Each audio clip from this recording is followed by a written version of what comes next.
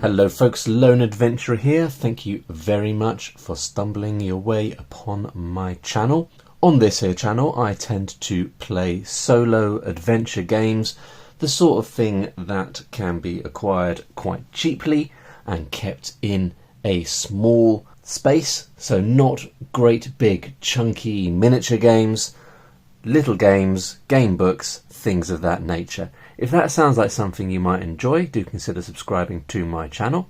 And if you find yourself liking this video, hit the like button for me, it really does help. Now, I don't often do videos where I just look at stuff, but I'm going to do one today. In part because I've recently acquired a few bits and pieces that I wanted to show to you. Some of these games I have been sent by the designers to take a look at. I'm always on the lookout for new games, and if someone wants to send me something, I am more than happy to check it out. I do always say that if you send me something, there's no guarantee that I will feature it on the channel, simply because this is not my full-time job. And making these videos in my spare time is sometimes a challenge. So there's never a guarantee. But these games I've been sent look like cool games, and they deserve to be seen by you guys. So this includes one game that I haven't even opened yet. So it's a very small little game. It's this one here. So that will serve as sort of an unboxing, really. I've also got a couple of things that I have purchased myself or backed, and also a game that my art is featuring in. Some of you will know that I am also Ways Unseen, a map drawer, I suppose, or an illustrator of places that you might encounter in fantasy adventure tabletop games. And I was recently commissioned to draw some maps for one of these games here, so I'm going to show you that as well, because I'm quite proud of having been featured, and I want to continue to promote this game because I think it's cool and it deserves a wider and wider audience. So that's a lot of waffle. I'm going to move all of these to one side and we'll take a look at them one at a time. Alright, so first up we have got Talamander issue 3, Corpse Tide. So this follows on from Talamander issue 1, Raiders of Fang Mountain, and Talamander issue 2, Forest of the Blood Witch. Now this is a series of Gamebook magazines from designer Tim Brown. You can find Tim on Instagram at TalamanderBrin. Worth following on there if you want to keep up to date with new issues of Talamander. Tim asked me to create some maps for the new issue after I started to do some playthroughs of Talamander issue 1 on my channel. I'll pop a link up in the corner of the screen to where you can see my playthrough of issue 1. I also did a preview video for issue 2, Forest of the Blood Witch.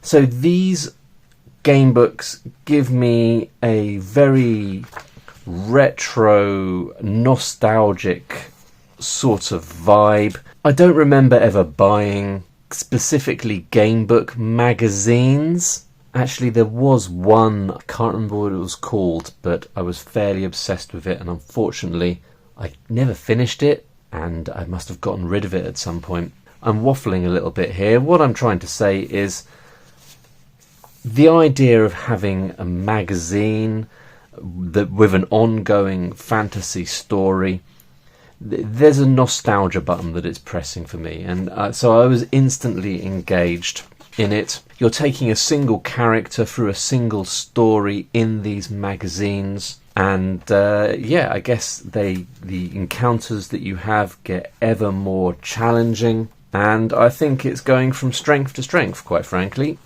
It's a super fun series. I don't really know how many Tim has got planned. So far, each Kickstarter that he has done has included back issues as well. So if you want to start your Talamander collection, you can with each subsequent printing. And you can see we've got a traditional sort of game book style experience here. We've got some enemies that you have to fight, and obviously turning to different entries in the magazine. We've also got code words that add a slight level of sophistication. So if you go to a particular entry and then get given a code word, then other entries will know you've been to that first entry, and things happen differently based upon whether you have that code word or not. Looking just on this spread here, it looks like we've got some items we can purchase here from an imp. That's pretty cool. Some special ability items. It looks here like you find a sword that increases your starting health. We've got some enemies to fight, a dark crustacean and some evil eyes. The magazine is packed. And there you go, we've got some, you've got a poster in the middle if you're so inclined to remove that. That's Stone Drunk Wizard who did that one. It was Nerd Gore that did the cover art for the first 2 issues. But Stone Drunk Wizard was a worthy replacement, and hopefully they will be on board for issue 4 as well. And then if we turn to the back, we've got a little art print, a top trump card, code words bookmark there, and then we've got my world map there of the world where it's set. I'm blanking a little bit. What's the name of the world? I cannot remember. Is it Talamander? Is the world called Talamander? Is that just the name of the magazine? Bit of a blank there. But we've got the world map, which I drew. I'm quite proud of that one. And then you've got the corpse-tied living quarters, which is a map that is used actively during the gameplay. And you've got room entries written on the different locations there. And I drew that as well. So there you go. That's Talamander issue 3, featuring my artwork, which is pretty sweet. Even if my artwork wasn't in it, I would be recommending to check out this series. It's super fun, and it's great to support a completely independent artist who I think is just going to go from strength to strength as he continues to experiment and make these gamebook magazines. So that's Talamander, Corpse-Tide, Tunnels of Terror. Next up, we've got Gravest Matters. So this is a Mork Borg supplement. I have not yet played Mork Borg, but I'm getting super close. I've played a lot of Dark Fort adjacent games, and Dark Fort uses a slightly pared down version of the Mork Borg rules. So I think probably when I go into Mork Borg, I'm fairly ready. And because of the generous Mork Borg third-party license, lots of people produce their own resources, and they tend to be quite interesting and diverse and unusual. And so this one here is an independent production of Rinaldo Agostini, and Rinaldo has made a series of these supplements that deal with what happens after your character dies. So you died. The end comes for everyone in the dying world, and it's usually not a glorious one. Were you drowning in a bog, being eviscerated by a skeleton, or being crushed by some trap? It doesn't matter, for it's all the same. See, this is an opportunity for a new and inglorious beginning. You can choose to play one of the following classes. So basically, when your character dies, you can pick up a new class and continue playing as one of the undead. So it's a way of extending Mork Borg, turning it into something different. We have the worst. You're at the bottom of the food chain, and you always will be, longing for the blackened earth to relieve you of your suffering. You await the miseries with anticipation. And we've got some fairly horrific, nightmarish art with these. The dead in denial, immortal and delusional. Is this another one, the being from beyond? I think it is. The being from beyond. The armor bound.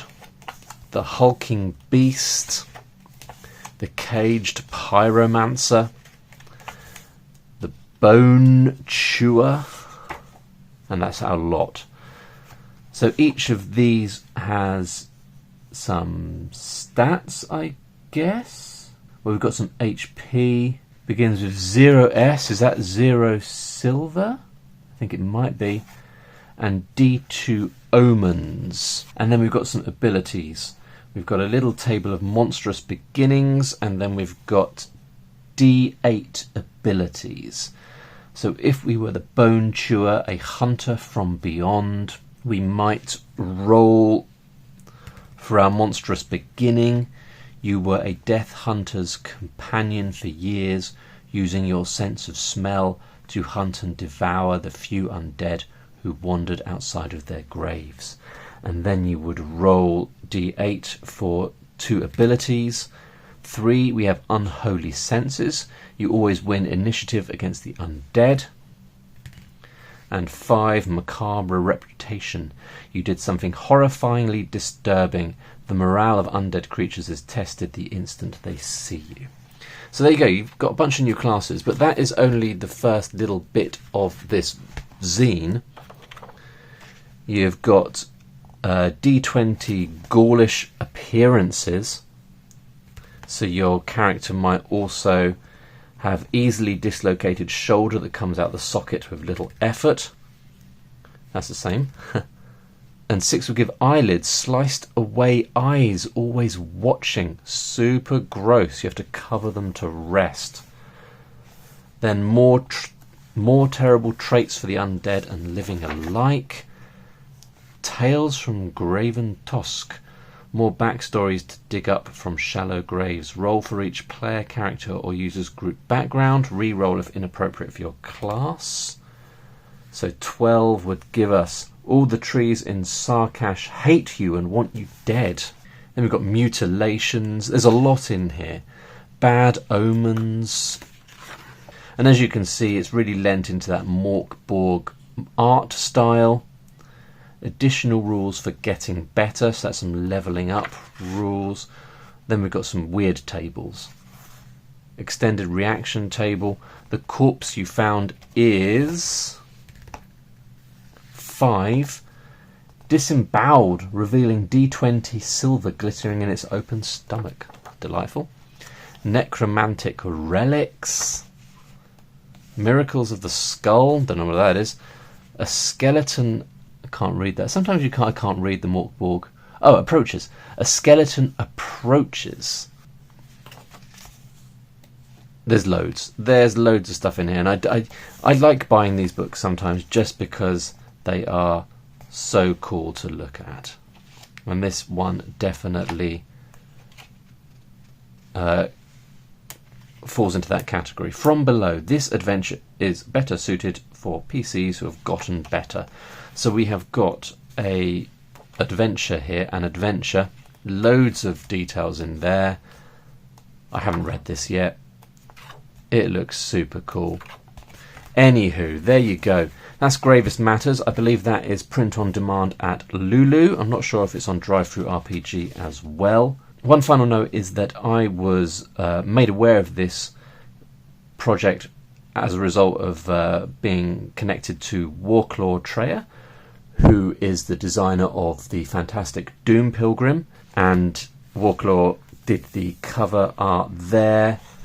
And we've got other artists in here, Jeremy Hart, Kim Diaz-Holm, but Warclaw's art is also scattered throughout. Worth checking out if you are into Mork Borg resources. That is Gravest Matters. Next up, we've got Bloodsport Gambler, which is a press your luck gambling sort of game where you're gambling 1 or 2 players on arena fights in this fantastical alternate dimension.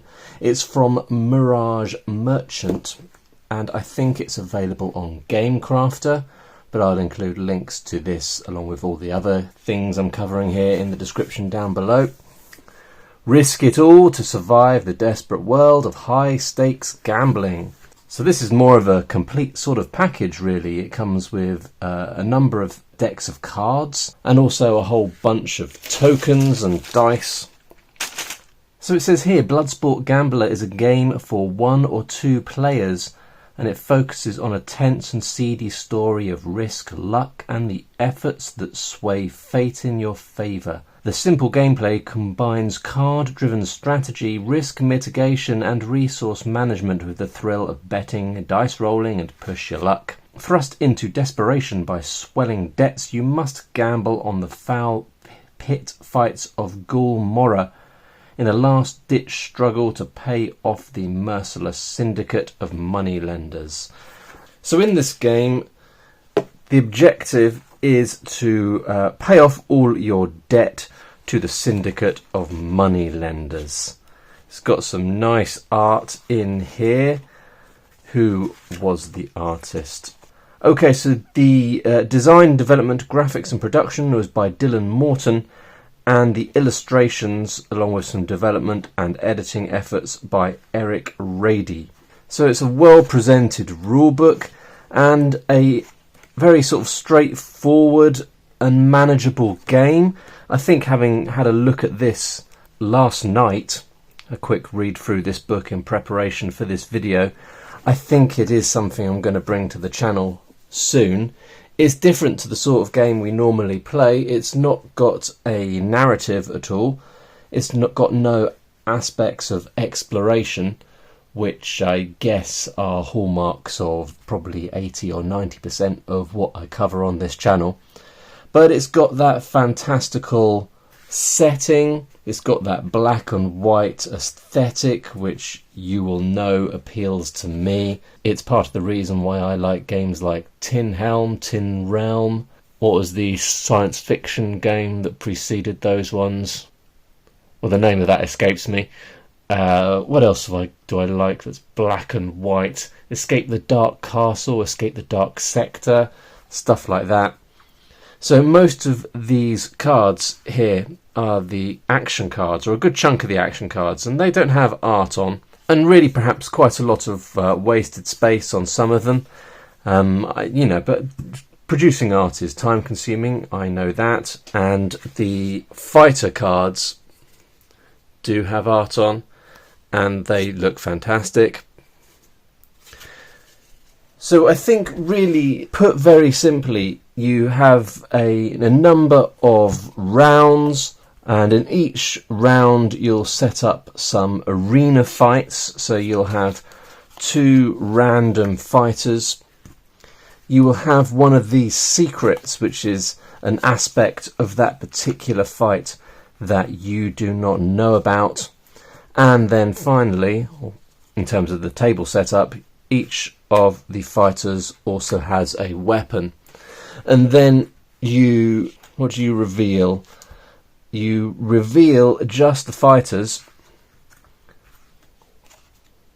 Based on those fighters, the odds of that particular fight will be declared. There's either a favourite fighter or an underdog. The odds will be 1-1, 2-1, or 3-1, for or against, depending upon certain elements of those fighters' statistics. And then you can play some action cards from your hand in order to influence this particular fight. So some of these might do things like allow you to re-roll both fighters' attack rolls when you actually get into the combat, pay 6 time to gain 1 coin, re-roll a fighter's attack roll, adjust a fighter's stats, +1 on strength, -3 on dex, tip off money lenders, place this card face down next to an underdog fighter and reveal it just before the fight begins. If this underdog fighter wins, gain 1 chance. So you've got various currencies in the game that you can gain or lose. I guess the main one is coins, which you use to pay off your debt, but then there's also wounds, which are placed on the fighters, time tokens, chance tokens, and then there's also guards. I'm not really sure how those affect the gameplay quite yet, but there you go. Oh yeah, and then but when you do the actual fight, you'd reveal the weapons. So Demon Spawn has a Mirage Warped Blade, And last year's champion has a flame engulfed steel. And then you'd also reveal the secret about this particular fight. Jungle sap in the arena. Both fighters lose 1 dex. And there you go. You play out the fights. You see who wins. You see whether you've won money. And then you see if you are able to pay off the money lenders to whom you owe a lot of cash. And that is it. That is Bloodsport Gambler. It's different to anything else I've seen. I don't have a lot of sort of gambling games, and it's kind of cool to see one that can be played solo. Ordinarily, games of that nature tend to be purely multiplayer, so it's one I want to get to soon. Let me know if you've played it in the comments below. Do you want to see me check it out in more detail? That's Bloodsport Gambler. We're going to move on to the next one.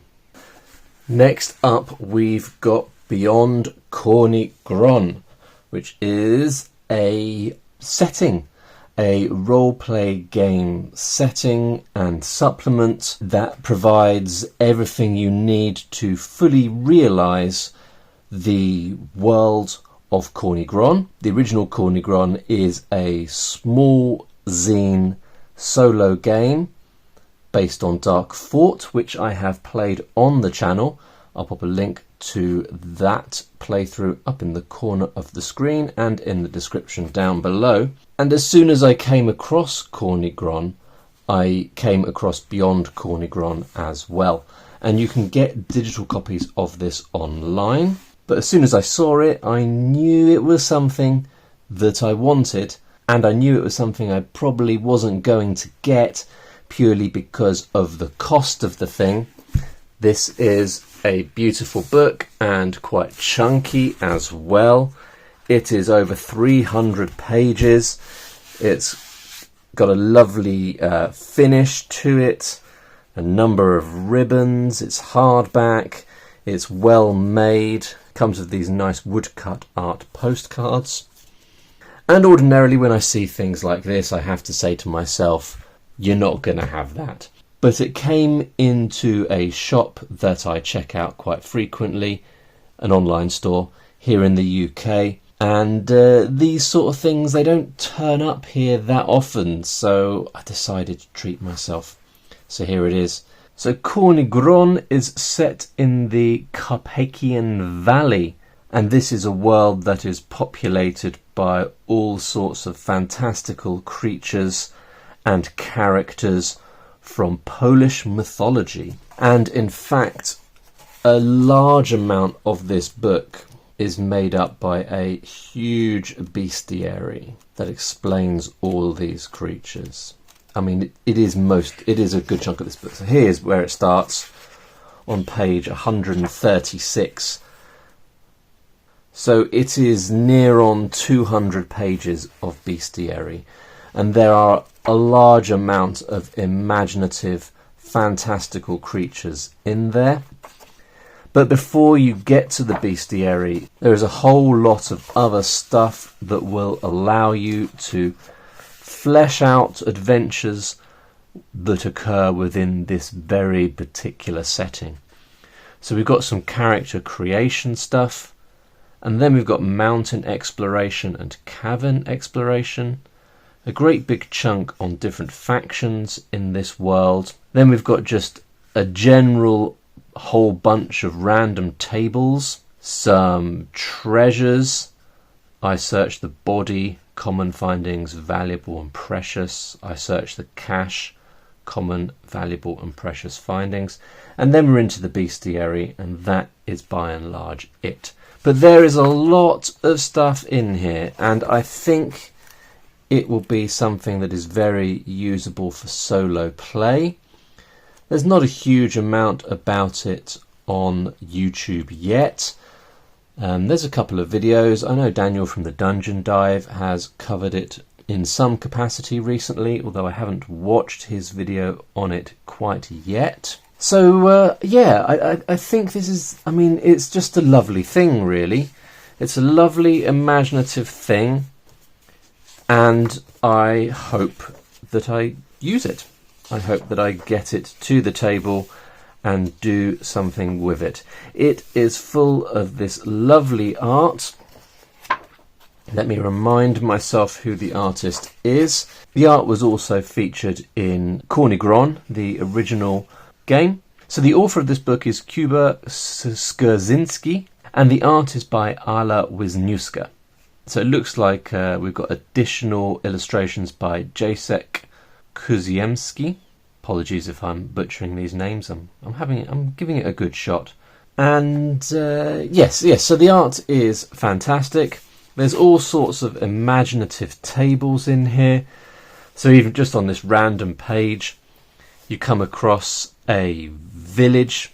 Let's roll up the village, shall we? So what is the name of the village? 15. That gives us Karpikowa Bialka. We need a D12 to find out what the village is famous for. Famous for its unique dialect. Well, that's why it's unique, sorry. It's unique because it has a unique dialect. It is famous for its strong worship of the Father Below. I think the Father Below is detailed elsewhere in the book. The head of the village is a mysterious witch. Fantastic. So there you go. You've got a place. Important places, issues in the village, troublesome creatures that are tormenting the village, dangerous beasts or beasts. And I mean, you can see it is just packed full of this evocative art. Almost every single page has something. Objects. When wanderers encounter an object, you have the perfect opportunity to introduce the location they were looking for into the game. You can also place here a location from another module if you would like to use it. Outlaw bands. The band is famous for. Fantastic. Mushrooms. Treasures. Okay, so there's lots. Then if we turn to the bestiary, and you have a lot of detail about each thing, some more so than others. But what we've got here, a vodnik, a shape-shifting Piscean amphibian, hosts of the freshwater basins. Vodniks often show themselves to mortals as obese, swollen men with long, light-coloured hair, dressed far too warmly, reeking of ooze and leaving wet footprints behind them. They do this when they feel like diversifying their usual menu, consisting of raw fish and amphibians, and head to the nearest tavern for human food. So then we've got some general stats, and I'm still trying to wrap my head a little bit around how to use those. It's probably a lot more straightforward than I'm realising. We have a couple of specific abilities for this particular creature. Then you have the one you encounter, I guess, or the group you encounter are particularly known for, and then we've got a D4 table. And then as the encounter, your character begins, what is this creature doing? So you've got a D6 table here of what they're up to, which is kind of cool, too. So this particular vodnik, when we encounter them, is trying on various pairs of soaked and leaking shoes. Only some are up to par. So there you go. Now, the stats that I've got here, we've got an HD of 3, which gives 12 HP, a defense of 13, and then we've got 2 attacks. Attack with claws times 2, plus 2, D4, or drowning their opponent at plus 3, D6 every round. So I don't entirely understand these stats. I'm hoping it's something that Daniel has had a chat about in his video over at the Dungeon Dive. But I mean, if any of you guys, I mean, I know that having these broadly applicable, easily adjustable stats is a fairly common thing in system agnostic resources. I just haven't really come across them yet. So, I mean, if anyone wants to explain them to me in the comments below, I would be very grateful. HD of 3, that's a hit dice of 3, and I think that means that's kind of like their level. So a 3 means that they are a bit more hardcore than, say, the Undying, which is HD of 1. But then you can also use that to roll up the HP, I think. It says 12 HP, so that's like a default. But I think you could use, say, 3d6, roll those, and get a unique HP for the particular individual that you encounter. A defense of 13, again, I guess that's used differently depending upon the system that you're using. I would probably be using this with the Mork rule set, since that was the one that I'm more familiar with at the moment. And I'm not really sure what the defense of 13, how that's used. I've had a look through the book, and so far I haven't been able to find a sort of a detailed explanation of how you apply these stats to different systems. So being, not very familiar with this stuff, it would be cool to find out a bit more about that, because I am keen to put this stuff into practice. There you go, that's beyond Corny Gron. We've got one item to go, so let's take a look at that now. And this is the one that I mentioned to be a kind of mini unboxing, because I haven't looked at it yet. I got sent this in the post by the designer. These items are just here to protect it, I think. And here is the game. I might just move the camera a little bit closer since this is a little one. So there we go. This is Solo Toten-Haus, a hardcore survival solo RPG. Says here, D4 and D6 dice required. I'm lucky enough to have 91 out of 100 of the second printing. And this is from, I guess the organisation or the design company is called Wolf and Serpent, and it's created by Hart Reichhoff. So let's open this up and take a look. So we've got a couple of little vinyl-y type stickers there. That's pretty cool. And here it is. Already I am loving the aesthetic of it, the design. There you go, it's one sheet. We've got character creation here. This is our character sheet. We've got Stark, which is strength and vigour. Kampf, which is fight and struggle. Denken, which is logic and will. And Glück, luck and blessing. Use Glück points to re-roll any failed roll. And we've got death points. So different to health points, we've got death points. Once you reach 0 death points, you are dead. So we've got a couple of pages of character creation there. Then we have got order of play. Let's look on the other side and then come back to that. Madness points. And then we've got just gameplay order. So, I mean, it's delightfully brief and to the point. And it's just got a very nice sort of, what do you call the simple colour printing technique? Is it risoprint? It's got a very sort of risoprint sort of feel to it. It's a nice little product. So what's the order of play? You roll D6 for entrance type. Roll 1d6 to establish the number of rooms between the entrance and the exit. Roll 1d4 to determine the number of creatures in each room. Roll 1d4 to establish the creature type in each room. Enter the first room. Roll 1d4 to determine if you accrue madness points. Initiate combat. All creatures in the room must be destroyed before you can proceed to the next room. Before exiting the room, roll 1d4 for the treasure type and possible magic items. At the exit, apply the +1 character level bonus to any trait of your choosing. Okay, so that's before you go into the next one, I guess. And it's got the objective here in tiny writing. Keep a running survival tally, gold, level, etc., and compare it with your friends, or try to reach 100 gold, or make up your own objective. Have fun and enjoy your solo RPG adventures. Wicked. Alright, so that is without a doubt the sort of thing that I will probably find it quite easy to get to the channel, since it's so simple in terms of its rule set. I think it's going to be a fun little one to check out.